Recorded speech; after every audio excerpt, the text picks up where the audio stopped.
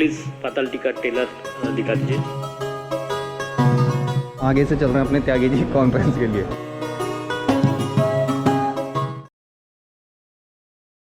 This press conference is live streamed on all social media platforms, our YouTube channel also.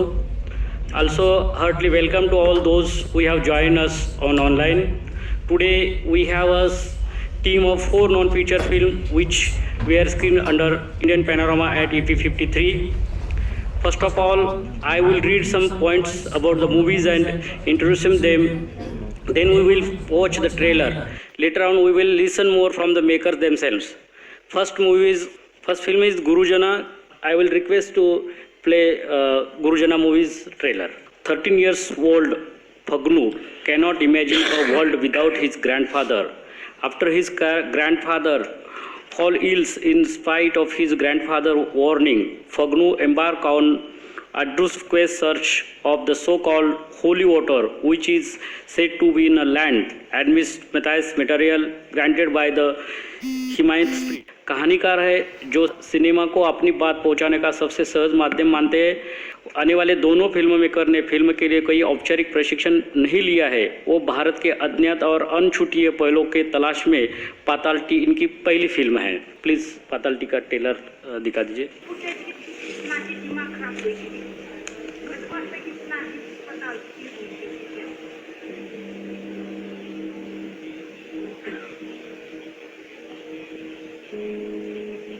जब लागे थे एरी आंचली तब पता चलता कि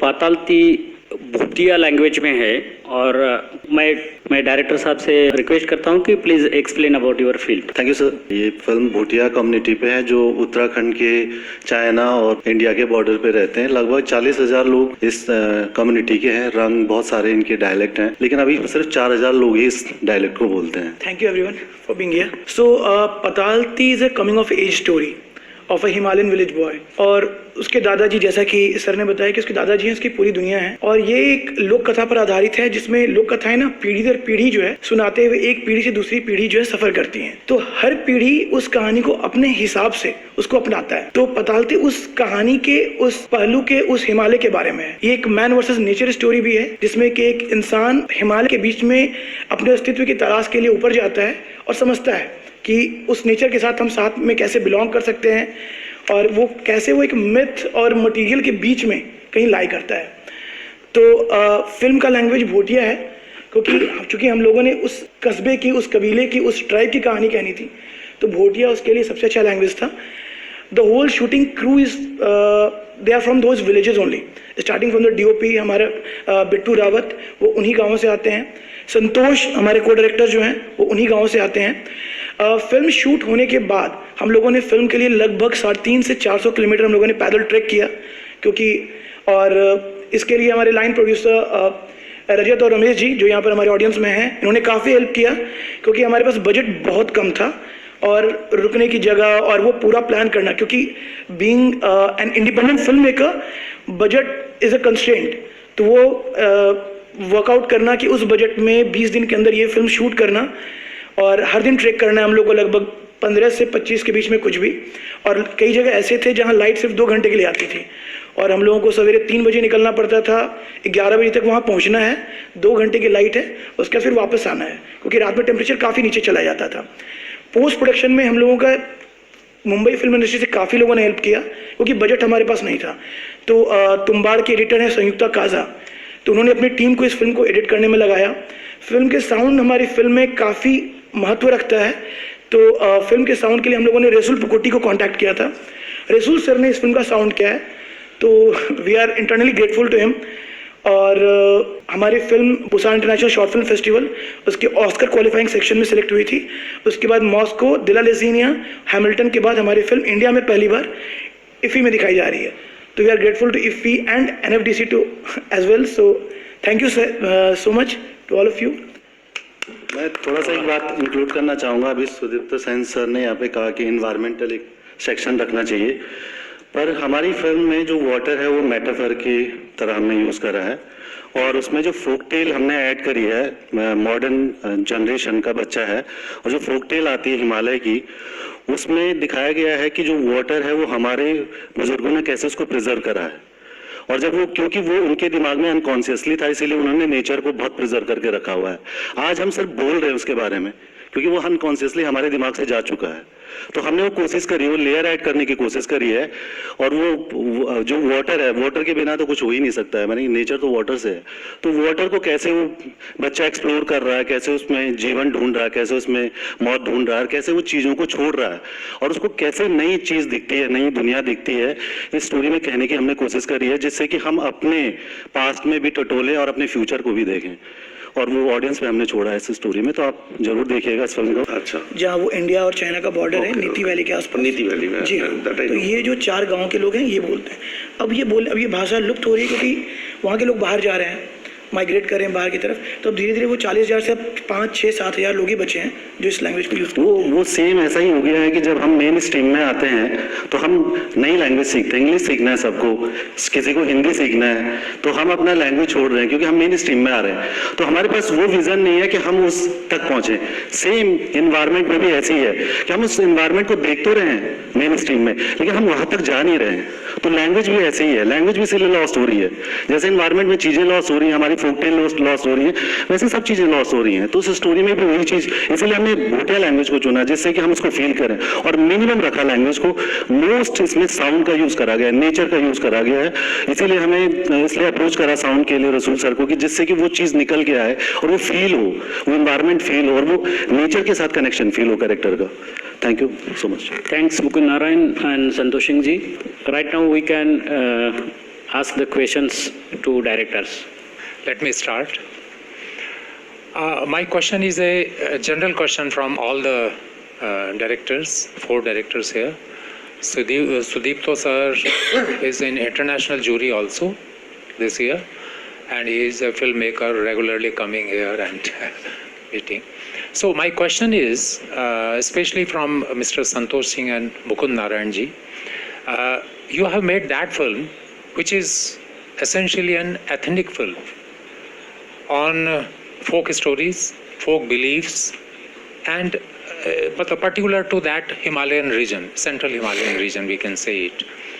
So you have made very sincerely, honestly that film, but can such films, or maybe this film or this story or similar stories, can be presented as feature films? As Mr. Prithviraj said, that I am preparing for the feature film also, for his short film, after getting the success and recognition in many countries and many festivals. So what do you think, that feature films will be a better option to go to the masses, more people? Santosh ji, Mukund ji. In short films we have luxury to do not have any structure at all. But in feature film, mostly talking about the commercial films, we need a structure like a 3-act structure. It needs to have a climax. It needs to have a narrative structure. But in recent times, as we have seen it with Tumbad and Kantara, so these are regional stories, regional folk tales from Karnataka to Maharashtra, and now they are conquering worlds. Not even in India, they are being watched worldwide. So I think, yeah, all the stories, all the regional stories. I think the regional is the new global. People could connect with the characters. Maybe the backgrounds are different. Maybe Himalaya could be Alps or anything else. But these characters, these human psyche, these are same for all the people in all over the world. So yeah, I will say that these stories can be adapted into feature films, and I think they would do well. Mr. Santosh, what will you like to say about the approach of a filmmaker? You know, from shifting this.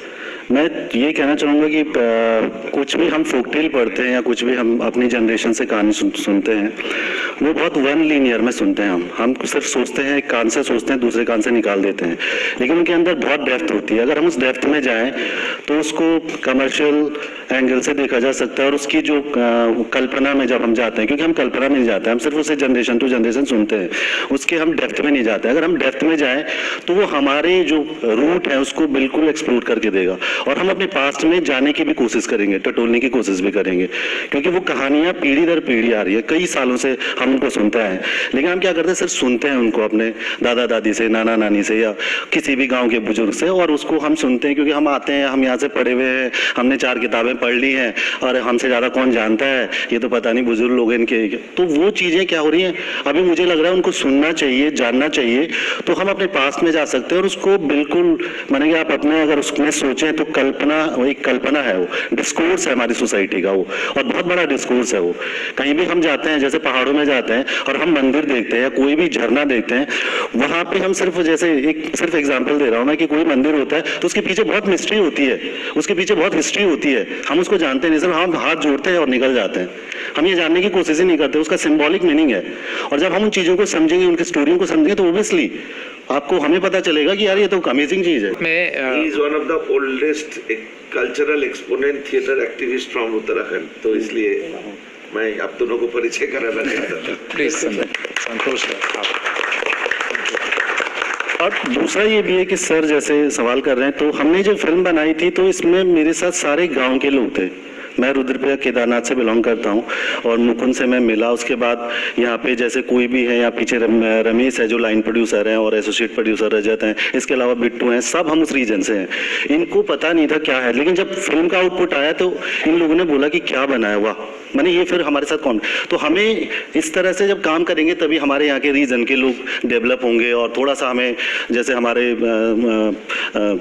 State से और लोगों का support मिले या मिला भी है, या धीरे धीरे वो समझें कि हाँ यहाँ तक पहुँचे हैं तो फिर आगे तक पहुँचेंगे, तो धीरे धीरे फिर हमारे उत्तराखंड का सिनेमा डेवलप होगा और थोड़ा सा हमें और आगे माने हम बना सकते हैं। गवर्नमेंट कितना हेल्प कर रही है इसमें, स्टेट गवर्नमेंट? अभी तक तो कोई हेल्प नहीं है, वो माने कि उस तरह से परमिशन में तो बहुत कोई भी दिक्कत नहीं हुई हमें, लेकिन जिस तरह से फाइनेंशियली है या कुछ भी है वैसा तो कुछ भी हेल्प नहीं है। और उसके अलावा जो वहाँ पे एनजीओ है एक हंस फाउंडेशन, भोले जी महाराज और उसे माता श्री मंगला जी चलाते हैं, उन्होंने हमारी फिल्म बनने के बाद बहुत हेल्प करी है, जिसकी वजह से हम बड़े प्लेटफॉर्म पे ले गए इस फिल्म को, भूसान इंटरनेशनल शॉर्ट फिल्म फेस्टिवल और मॉस्को जैसे फिल्म फेस्टिवल में इसको ले गए, और वहाँ पे मुझे बहुत ज़्यादा हमको बहुत ज़्यादा वो मिला, रिस्पॉन्स मिला फिल्म का देखने के बाद। I was so enthralled to see here Prithviraj story और इनकी स्टोरी। मुझे तो लग रहा था कि मुझे अगर मेरे से अगर पॉसिबल है तो मैं मदद करूं इन लोगों को फिल्म बनाने के लिए, जिनको भी मैं जानता हूं मैं परिचय करा दूं। जैसे उत्तराखंड गवर्नमेंट ने, मैं रिसेंटली उत्तराखंड गवर्नमेंट एक कंसल्टेशन टीम बनाए थे, तो उस टीम में मैं हूँ, तो बहुत सारे पैसे वैसे देने की प्लानिंग हो रहा है, तो मैं उनकी कुछ मंत्री वगैरह को जानता हूँ क्योंकि मैं गया था, तो उन लोगों ने तो हमें, हमारे साथ बॉम्बे की सब बड़े बड़े नाम थे तो बोल दिए गए कोई भी प्रोजेक्ट हो सीधे आ जाओ, 1 विंडो क्लियरेंस, पैसा देंगे, 50% फंडिंग करेंगे, मतलब बातें तो बहुत कुछ किए, खाना भी बहुत कुछ खिलाए उत्तराखंडी। मुझे मालूम है ये महाराज जी की घर में हम लोगों ने ट्रेडिशनल उत्तराखंडी खाना खाए, जो मैंने पिछले 20 साल, मैं माउंटेनियर हूँ तो मैं नीम से मतलब उत्तरकाशी से मैंने एडवांस माउंटेनियरिंग की, नेहरू इंस्टीट्यूट ऑफ माउंटेनियरिंग से, तो पिछले 30-40 साल से मैं जा रहा हूँ, ऐसे कोई खाना नहीं था कि जो मैंने खाया नहीं था। तो महाराज जी के घर में, महाराज जी मतलब जो मंत्री जी है सतपाल महाराज जी के घर में ऐसे खाना खाए जो ऐसे वो मशरूम खाए, rarest of the rare mushroom खाए, तो मैंने बोला ये सब तो ठीक है लेकिन हम फिल्म वालों के लिए भी कुछ कर दीजिए। तो उन्होंने बोला कभी कोई भी प्रोजेक्ट है लेके आ जाइए, कर देंगे, मतलब कोई प्रॉब्लम नहीं होगा, 2 दिन के लिए आना पड़ेगा। तो मुझे लगता है कि इसके बाद हम लोग बात करते हैं। सुदीप, तो सर मैं इतनी बात जरूर कहना चाहूंगा, क्योंकि मैं भी उत्तराखंड से ही हूँ, पूरे देश में घूमता हूँ, थिएटर करता हूँ या दूसरे काम भी, लेकिन मैं आपको यही कहना चाहूँगा और इवन साईनाथ जी और पृथ्वीराज जी जैसे फिल्म मेकर से कि डू कम टू उत्तराखंड, वहाँ आपको बहुत सारी पॉसिबिलिटीज मिलेंगी। और वो लोग ना, वहाँ के जो लोकल लोग हैं ना, उनसे ज्यादा इज्जत करते हैं उन लोगों की जो बाहर से आते हैं, और स्पेशली बॉम्बे से थोड़े ग्लैमरस बैकग्राउंड से जो आते हैं ना, उनको इतने अच्छे इंसान, मतलब मैं इंडिया में सबसे इंटरेस्टिंग ये है कि नॉर्थ ईस्ट, पहले मुझे लगता था क्योंकि मैं नॉर्थ ईस्ट से हूँ, नॉर्थ ईस्ट के लोग सबसे अच्छे होते हैं, बच्चे सबसे ज़्यादा अतिथि देवो भवो अगर कहीं पे इम्प्लीमेंटेड होता है नॉर्थ ईस्ट। लेकिन जब से मैं उत्तराखंड जाना शुरू किए तो मुझे लगता है कि उत्तराखंड के लोग कंपटीशन में कभी हो सकता है आगे चले जाए, इतने अच्छे इन लोगों की, क्योंकि मेरा बहुत कुछ उत्तराखंड के साथ जुड़े हुए हैं। हाँ, मेरी स्पाइनल कॉर्ड इंजरी हुई थी, मतलब पहाड़ से गिर गया था। सो मैं उत्तराखंड को इतनी नज़दीक से महसूस किए ना, तो मुझे लगता है उत्तराखंड में और एक्सपोजर मिलना चाहिए। मतलब पॉलिटिक्स में आप लोग थोड़ा सा अपने आप को भी परेशान करके रखे हैं, लेकिन अगर पॉलिटिक्स छोड़ के अगर कुछ सोचा जाए तो आपकी रिचनेस की 10% भी शायद दुनिया में पहुंचे नहीं है। इतना कल्चरल डाइवर्सिटी है उत्तराखंड में। बिल्कुल आपने सही मतलब पॉइंट आउट किया है उन सारी चीज़ों को। Thank you sir. अच्छा, नेक्स्ट क्वेश्चन। या मेरा सवाल सुदीप्तो सर से है। ये उत्तराखंड की जिस पॉलिसी की बात आप कर रहे थे वो कब तक आने वाला है और उसमें क्या कुछ आप बता सकते हैं, डिटेल क्या है? उसका ड्राफ्ट तो बन चुका है, वो ड्राफ्ट मैंने देखा। उसमें एक ही वितर्क है उसको लेके, जिसके लिए अभी तक वो इम्प्लीमेंट नहीं हुई, कानून में तब्दील नहीं हुई।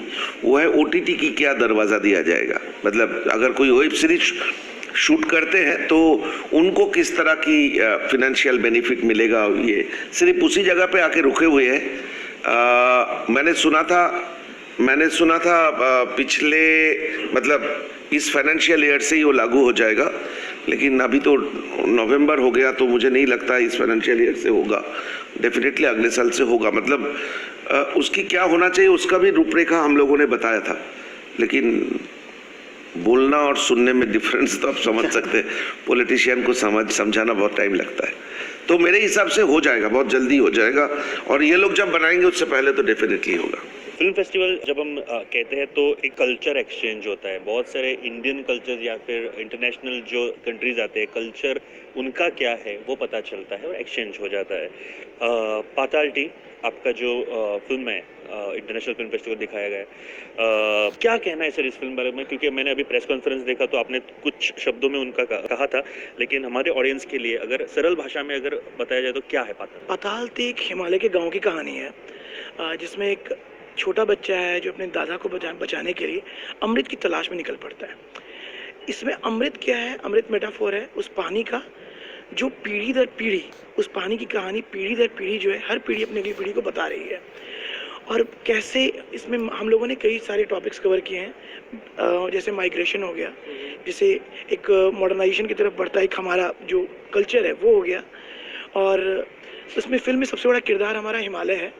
और संतोष उसी हिमालय से ही आते हैं। संतोष मैं ये कहना चाहूँगा कि जो ये फोक टेल है और वाटर, जैसे अभी मुकुंद भाई ने कहा कि मेटाफर है, तो इस फिल्म में क्या है कि हमारे बुजुर्ग हमें फोक टेल में कह रहे हैं कि पानी बचाओ, इन्वायरमेंट को बचाओ, लेकिन हम सुन नहीं रहे हैं उसे। अभी क्या हो रहा है कि जब हमने ये फोक टेल को 21st सेंचुरी में, आज की डेट में हम इसको करा, तो हमने उसमें नई चीज़ ऐड करी है, रियलिटी रीडिफाइन करना उसको नए संदर्भ में। ऐसा नहीं कि उसको बोल दिया अंधविश्वास है, हमें उसे इंट्रोस्पेक्टिव करना है। अपने स्टोरीज को इंट्रोस्पेक्टिव करेंगे तो फिर हम उसे जान पाएंगे कि उन्होंने कैसे प्रिजर्व करा, और हमारे पास आज नई टेक्नोलॉजी है तो हम उसको नई तरीके से प्रिजर्व कर सकते हैं, उसमें नया चीज़ ऐड कर सकते हैं। ये हमारी स्टोरी कहना चाह रही है। क्या है वो फोक टेल? अगर आप एक चंद शब्दों में अगर कहना चाहेंगे तो फोक टेल एक्चुअल क्या थी? फोक टेल एक्चुअल में ये है कि जैसे वहाँ पे एक पूजा होती है तो ब्रह्म कमल लेने जाते हैं वहाँ के लोग। अच्छा। और जब ब्रह्म कमल लेके आते हैं तभी वो पूजा क्या संपन्न किया जाता है। उसके लिए एक लॉन्ग जर्नी होती है, वो जो डिफ़िकल्टी आती है उसी से आपको लगता है कि कितनी प्योरिटी है वहाँ पे चीज़ों को लेकर। तो वही चीज़ इसमें एक घटना हुई थी गांव में कि बूढ़ा मरने से पहले बोलता कि मुझे पानी चाहिए, और वो पाताल पानी चाहिए, माने कि जो उसने कभी पिया होगा, मिसमराइज करा होगा। जैसे आपके जीवन में कभी बहुत डिफिकल्टी आती है ना, तो वो मेमोरी कभी जाती नहीं है, तो वो मेमोरी मरते समय फिर दोबारा आती है, क्योंकि वो उसके सबकॉन्शियस में है। और जब हमारी चीज़ें सबकॉन्शियस में रहते हैं तो हम उसको रीडिफाइन करते हैं, लेकिन नए संदर्भ में करना चाहिए उसे। तो वो बच्चा फिर नई चीज़ सीखता है उसमें। वो बूढ़े की चीज़ें चले गई, लेकिन उसकी मेमोरी के साथ वो नई चीज़ें सीख रहा है। आपकी शायद ये पहली फिल्म है, तो कैसा रहा एक्सपीरियंस पूरे पाताल? एक्सपीरियंस काफ़ी अच्छा रहा, क्योंकि हमारे साथ ना लोग काफ़ी अच्छे जुड़े हुए थे। जब हम लोगों ने इन लोगों को बताया कि हमारे पास बजट ये है और फिल्म इस लेवल की बनानी है कि इंटरनेशनली भी, जैसे हमारी फिल्म बुसान में गई, मॉस्को में गई, तो वहाँ पर भी कहीं बाकी फिल्मों से कमतर ना हो, क्योंकि विज़न ही वही था और बजट कम था। तो हमारे जो उत्तराखंड के गाँव के लड़के हैं, हमारे साथ दिव्यांशु थे, रजत थे और रमेश थे, तो इन लोगों ने ये अश्योर किया कि इस चीज़ की, ये कहानी जितने बेस्ट तरीके से दिखाई जा सके। और चूंकि हम लोग फर्स्ट टाइम डायरेक्टर, हम लोग सारी चीज़ें सीख रहे थे, बीट साउंड, बीट कैमरा, वो कैसे करना है, फ्रेम कैसे करना है, मिशन सीन क्या होता है, साउंड कैसे रिकॉर्ड करना है। अच्छा, जी हाँ। मतलब आप मतलब आप में से कई सारे ट्रेंड ये नहीं थे? कोई नहीं। बल्कि ये काम हुआ, बल्कि कैमरे की बैटरी बार बार टूट रही थी, तो यहाँ पे रमेश जिसने लाइन प्रोटेक्शन करा हुआ, इसके साथ वो सब लेके गया था ये जोड़ने के लिए। तो जब भी हमें बैटरी टूटती थी तो ये जुड़ा देता था। जैसे रजत है तो हम ट्राइपॉड था तो हमें कम से कम 3 किलोमीटर हाइट पे चढ़ना होता था, 40 किलो को ट्राइपॉड ये लेके जाता था, और जिस पे आप बॉटल लेके नहीं जा सकते हो वहाँ पे आसानी से चढ़, तो बिना इनके नहीं बन सकता है। तो मैं यही बोलता हूँ कि जो हमारी गवर्नमेंट है, वह कोई भी लोग जो जैसे यहाँ पे इतना बड़ा एक ऑर्गेनाइजेशन है इफ़ी, तो वैसे ही मैं अपने स्टेट को ही मैसेज देना चाह रहा कि हमने इनकी वजह से फिल्म बनाई है, और जब इनकी वजह से हमने यहाँ तक सिनेमा पहुँचाया है, फिल्म बना अपनी यहाँ की बात पहुँचाई है, तो अगर वो थोड़ा और करेंगे तो इस तरह के बहुत सारे लोग आएंगे और इस तरह से सिनेमा आगे डेवलप होगा। मैं आपको पूछना चाहता हूँ, this was your first experience, in short अगर बताया जाए तो क्या आपको लगता है कि कैसे लगा आपको ये एक्सपीरियंस? काफ़ी अच्छा लगा, मतलब इतना कभी सोचा नहीं था कि इफ़ी में सेलेक्ट हो जाएगी या बुसान या मॉस्को जैसे बड़े फेस्टिवल में सेलेक्ट हो जाएगी, तो वहाँ सेलेक्ट हुई। तो जब मतलब स्टार्टिंग से ही ऐसा था कि जब भैया लोगों ने स्क्रिप्ट हमें भेजी, हमने पढ़ी, स्क्रिप्ट तो काफ़ी पसंद आई हमें, पर लेकिन तब मेन टास्क ये था इसे शूट कैसे करेंगे स्क्रिप्ट के डिमांड के हिसाब से। फिर तब मैंने संतोष भैया से, रमेश भैया से बात की, तो रमेश भैया और हमने साथ में बहुत ज़्यादा ट्रैक किए हुए हैं वहाँ अपने उत्तराखंड में, तो उस हिसाब से लोकेशन हम लोगों ने संतोष भैया के साथ भी ट्रैक किया है। फिर उनको भेजी हमने वीडियोज़ और फोटोज़ कि किस तरीके से। 1 महीने पहले मैंने भैया को कह दिया था आपके लिए बहुत टफ पड़ने वाला है, क्योंकि हम सब लोग बॉयज़ वहाँ लोकल हैं, तो हमारे लिए इतना टफ नहीं था। तो भैया के लिए भी बोल दिया था कि हाँ आप 1 महीने पहले ही कि आप प्रिपेयर रहना। तो इस तरीके से हमने फिल्म की, छोटी छोटी मतलब 20 दिन का हमारा शेड्यूल बना, जिसमें से हमने लगभग 10 से 12 डेज से ट्रैकिंग की। शूट सिर्फ हमने 6 से 8 डेज हमने शूट किया होगा। उसमें भी हमें ऐसा हुआ कि कहीं कहीं होटल कुछ नहीं थे, गाँव में लोगों से मदद मांगी। एक बाबा बर्फानी हमारे, उन्होंने हमारी हेल्प की, गाँव में रुकवाया, और बहुत सी जगह ऐसा थी जहाँ रुकने के लिए नहीं था, तो लोगों ने, वहाँ के लोग बहुत हम्बल थे, उन्होंने बहुत हेल्प की कि हाँ चलो कुछ कर रहे हैं, तो बहुत अच्छा लगा। ज़्यादातर शूट कहाँ पे हुआ था ये ज़्यादा, हाँ ये जो है शूट है नीति वैली के आसपास हुआ है, ट्रांस हिमालयस में ही शूट हुआ है। कहाँ पे शूट? हमारी लोकेशन फर्स्ट से हमने फर्स्ट पिक्चर शूट किया था, रुद्रनाथ टेम्पल है, पंच केदार में से एक केदार है, तो वहाँ पे फर्स्ट शूट किया था हमने 3 डेज़ का, और 3 डेज शूट करने के बाद हम लोग नीति वैली, तो नीति वैली में हम लोग लगभग रात के 1 या 2 बजे पहुंचे रात। और फिर वहाँ पे क्या था कि टफ एक चोटी थी, वहाँ पहुंचना था टॉप में, तो वो सबसे टफ टास्क था हमारे लिए कि कोई रास्ता नहीं है, पानी की कोई व्यवस्था नहीं है, कुछ नहीं है, तो सारा सब कुछ पैक करके, खाना पैक करके पूरा लगभग 5 घंटा लग गया उसको 3 किलोमीटर हाइक करने में। तो लगा सकते हो कि कितना टफ रहा होगा। तो ये पूरी फिल्म, जैसे आपने अंदर भी कहा था कि वादियों में बनी है, जहाँ पे nature is the only extreme source, मतलब सबसे ज़्यादा जो पावरफुल होता है। देन कम्स जो साउंड डिज़ाइन करना है या फिर sound scores, then you said Resul Pookutty sir को आपने इन्वॉल्व किया, वो कहानी क्या थी? उसमें कहानी ये हुई कि हम लोगों ने जब एडिट के लिए संयुक्ता को किया, तो रसूल सर के मैनेजर को, विजय को, हम लोग अप्रोच कर रहे थे कि इसके साउंड के लिए। रसूल सर बिजी थे उस समय, 2-4 फिल्में, फीचर फिल्में बन रही थी उसमें, और ऑब्वियसली उनके पास समय नहीं था और हमारे पास बजट नहीं था, क्योंकि हम लोग इंडिपेंडेंट फिल्में करें। इनके लिए इसलिए भी टफ था ना, मतलब रजत और रमेश के लिए, क्योंकि इनको हमारे पास बजट नहीं है, तो कैमरा ये इतने दिन रह पाएगा, तो अगर शूट नहीं हो पाया तो ऑप्शन नहीं है। तो सेम वही रसूल सर को भी हम लोगों ने खुलकर बताया। रसूल सर को हम लोग बस ये रिक्वेस्ट की, सर आप हमारी फिल्म 5 मिनट देखें, अगर अच्छी नहीं लगेगी देखने के बाद मना कर दें कि ये फिल्म नहीं करेंगे। रसूल सर ने समय लिया लगभग 1 महीने। 1 महीने के बाद मुझे याद है कि ऑफिस में था, ऑफिस के गेस्ट हाउस में था, और वो कॉल आया कि उनके manager, Resul sir will talk to you. So then he called me and he told me कि I really like your film, I don't believe that this is your first film. So like, and both of you, like Santosh and you from Russell Bucket is a great thing. Exactly that, so you and Santosh didn't have any training in filmmaking and you made this film happen. So I was just amazed, and I will do the sound. So, and I told him, sir, I don't believe that, so we'll do the sound. Vijay will take care of everything. So for the sound, and we didn't have budget for 5.1. We were thinking of, because all of us were learning. We learned from the YouTube कि stereo sound होता है, 5.1 होता है, Dolby होता है. ये समझ में आया तो हम लोग कि सर वो स्टीरियो ही करना है. स्टीरियो करोगे इसको, बिल्कुल सेंस नहीं बना, इसको 5.1 होगा. तो ये होगा, ये सब छोड़ो तुम, will manage everything. So like he was so helpful.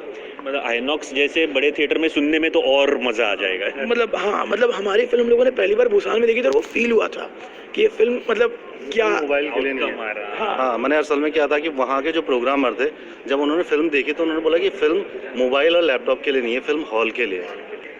मुझे लगता है कि खूब बहुत अच्छी मूवी है. आप जैसे मुझे भी देखनी है, कभी भी चांस मिलता तो मैं फेस्टिवल्स को देखा करूँगा ये film. But thank you very much to coming in Goa and showcasing your movie. Thank you sir and best of luck for your movie. Thank you so much. Thank you so much.